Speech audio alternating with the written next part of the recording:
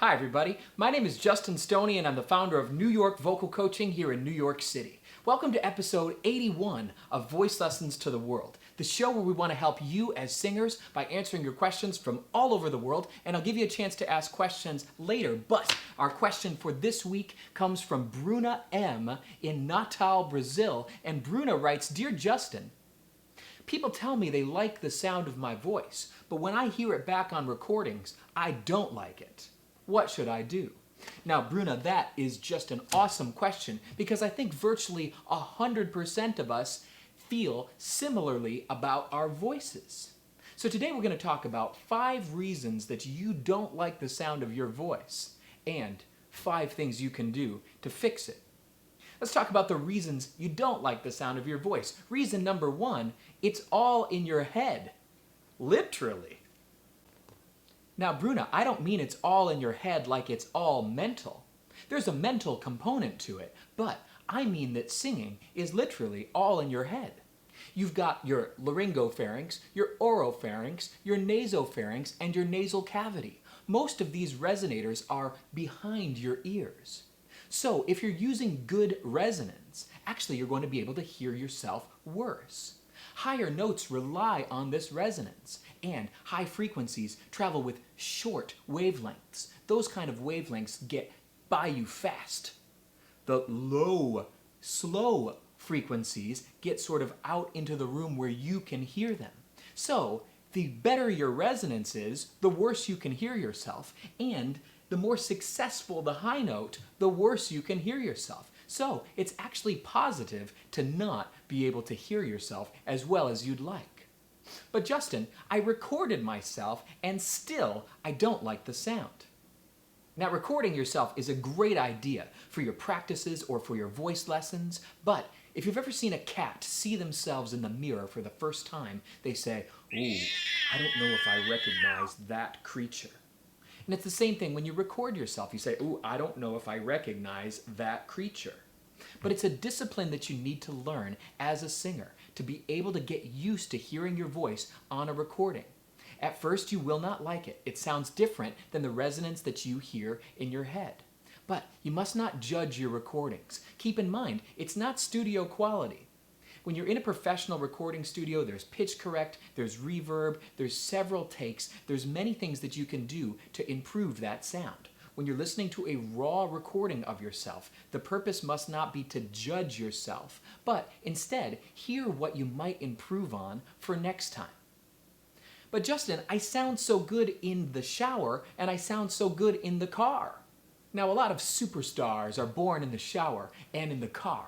But in the shower, you've got a bigger resonance chamber helping out this smaller resonance chamber.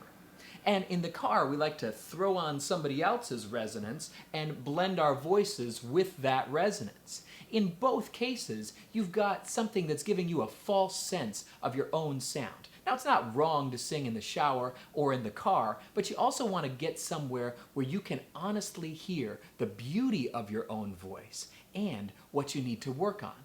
Which leads us to a very good question: to work or not to work? In life, we really like to earn stuff. We have this sense that if I don't earn it, I don't deserve it. But the problem is, singing is a gift from above. You can't really earn it. And that's why when we muscle our sound or force the breath or open up the mouth, we think it's going to sound great, but it actually doesn't. When we allow our voices to flow, small breath, resonance, free instrument, it sounds great. And it's hard to get used to letting go of the work. It's even harder to get used to that when we've believed what they told us. Now, sending negative messages about the singing voice is one of the meanest attacks that you can do to another person. It's kind of the equivalent of saying, your soul, I don't think I like it. Could you just stop existing?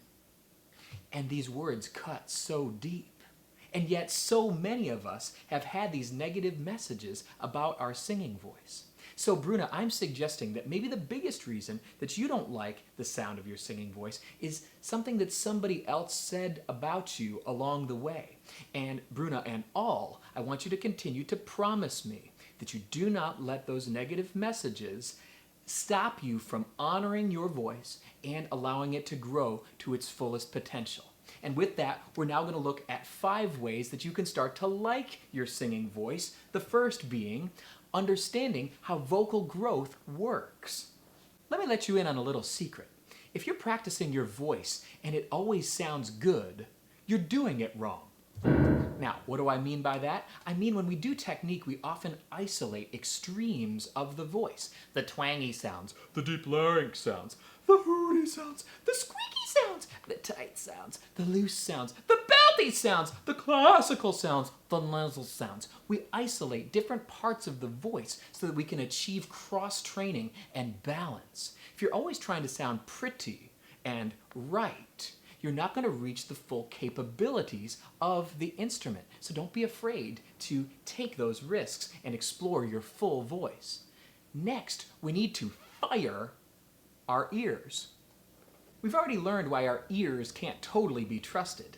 So we might have to say to them, "You're fired," and hire somebody else's. Now maybe that's a professional, a voice teacher or a vocal coach, somebody that you really trust to take your voice to the next level. But not everybody can afford a voice teacher or coach. So you might have to get with a musician friend or just somebody that you really trust to give you positive feedback, but also honest feedback. Somebody without an agenda and really wants to see your voice reach its potential. Next, we want to make sure that we record for all the right reasons.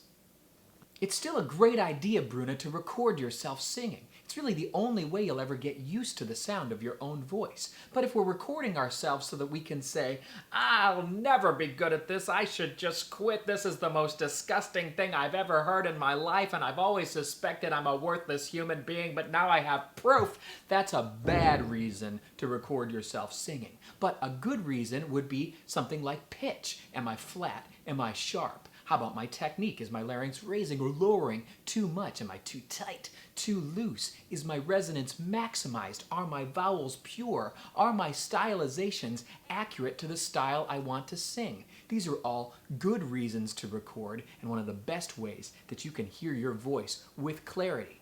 Next, singing in the right place at the right time. Now, you know I'm not against shower singing and I'm not against car singing, but you've got to find a place and a time where you can love your voice. A place where it's judgment-free. You're not worried about neighbors or friends and family or what somebody might be thinking about you, but a time alone where you can experiment with your voice, you can feel that resonance, you can really know what you're capable of. If you can carve out that sacred space and time for yourself, you're really going to like your voice so much more. And the final way to love your voice more is to know that there is no comparison. So maybe the cat looks itself in the mirror for the first time and says, "Whoa, I don't know if I like that cat." But what we hope is that eventually the cat looks itself in the mirror and says, "You know what? That's a pretty darn good looking cat."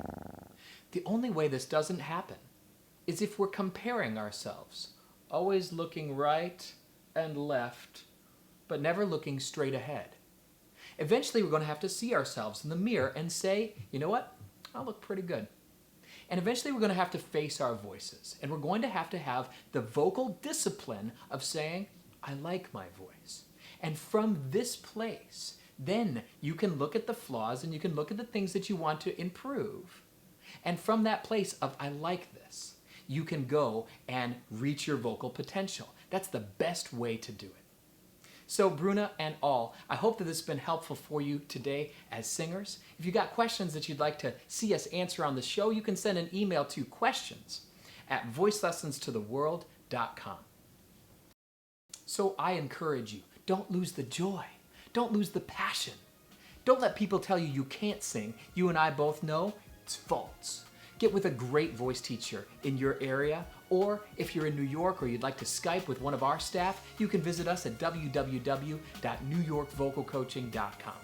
If you're looking for a vocal course to do in the comfort of your own home, you might check out our Voice Lessons to the World vocal course, a 12-part course that takes you on a singing journey from beginner to master, hundreds of challenging vocal exercises that I hope will take your game to the next level. You can check it out at www.voicelessonstotheworld.com. Also, if you'd like free daily vocal tips, you can sign up at www.dailyvocaltips.com. I'm Justin Stoney. Until next time, make a joyful noise.